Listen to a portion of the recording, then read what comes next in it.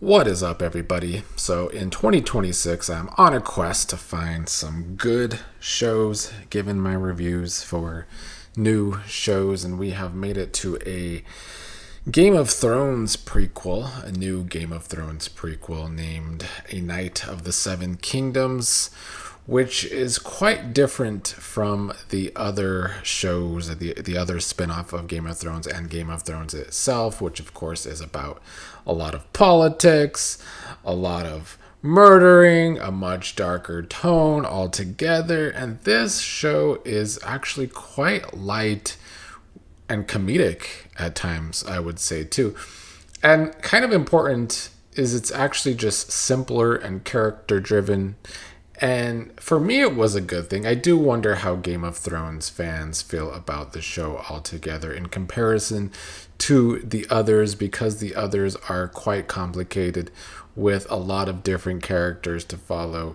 And this one, there's really only two or three main characters, kind of just one really so far, which I think will help the writing be more character driven and maybe help the writing not come to a point where it becomes super fucking weak like the original Game of Thrones. Everyone complains about the last season of Game of Thrones, but as I've said in the past on this channel, the writing for Game of Thrones got bad definitely a few seasons before the last season, when it just became redundant writing with the same plot point every episode, that someone has to die, someone has to fuck. It's kind of just followed the same thing every single episode.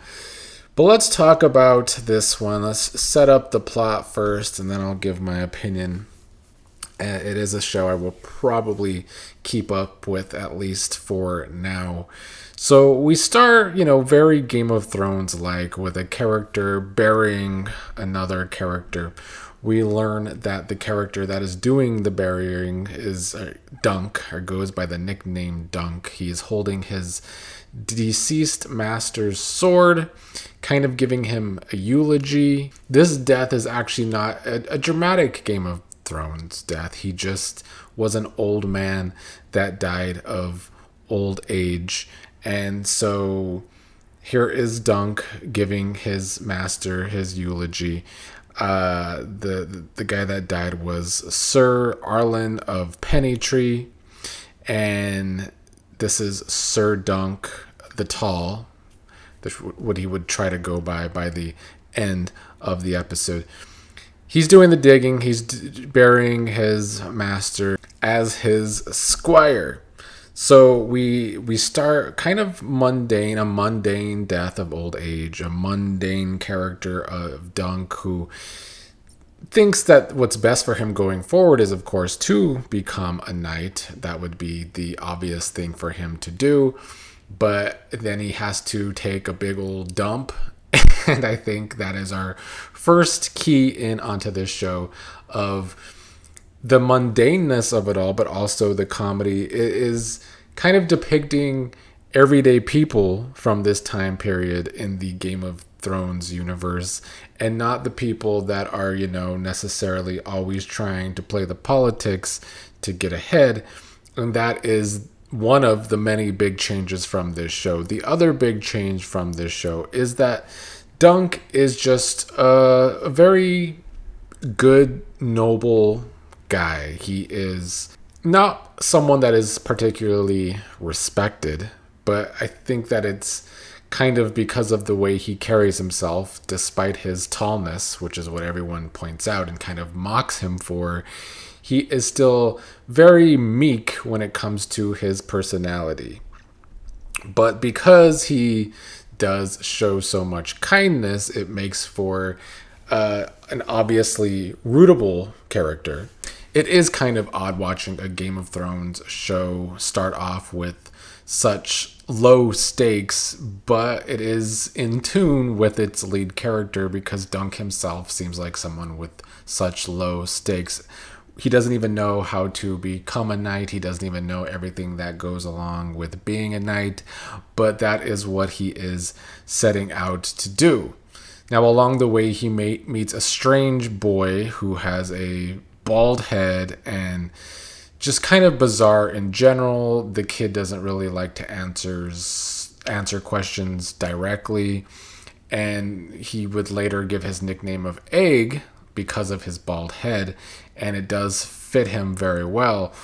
The kid is likely going to become a major character with the future of this show, if it does get a future, because the look of the kid is not only bizarre but very interesting, and I do wonder when we uncover either this kid's back history more and all of that. I do think he could become a pretty interesting, fascinating character.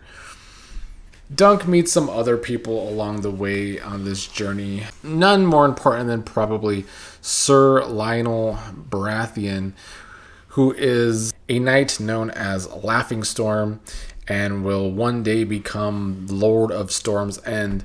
I think Lionel is a character who would tell you that he is very over the top and always kind of throwing parties, and he wears giant antlers on his head. Of course, likes his drinking. Kind of a typical character from the Game of Thrones universe on this side of the Game of Thrones world, I would say. He seems to take a liking to Dunc, and it's probably not easy to take a liking to Dunc because he is obviously kind, as we've been saying, and some might call him a little slow, but I think it's just more of his mundane kindness.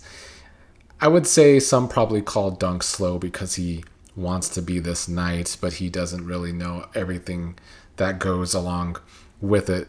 Another thing that makes Dunc's character kind of stand out in the Game of Thrones universe compared to everyone else is that we do get to see his main concern is always finding enough coin and food, and instead of getting into night tournaments and just working his way up into politics, it is what makes both this character and the show so different.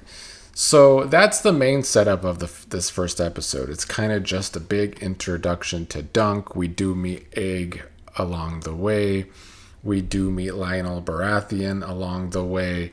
But Dunc is our main character, and I assume we're going to watch him try to grow into knighthood, coming from nothing, but, being kind will make him stand out in this universe wherever they go with him from here. I thought it was a pretty strong start, mostly because it is so different from everything else Game of Thrones related. People who are expecting the usual Game of Thrones show where it's all about politics and on the darker side of things, I don't know how they will feel about this show being so different from Game of Thrones and from House of Dragon. So we'll see what other people think, but I like it. It's off to a good start. It's far less complicated than the regular Game of Thrones, and so easier to follow, going to be a lot easier to follow. And I think the writing should stay strong because so far anyway, there's not a whole lot of characters. I'm sure they will introduce more along the way, but it's much easier to have good character-driven writing when you really only have to focus on a handful of characters. And like I said earlier, the character of Egg, this kid, I think is going to become quite interesting along the way. Just his look alone makes me think there's just a lot more to the boy, so we'll see who this Egg character really is. I'm excited to see how this show does play out. It's a strong start.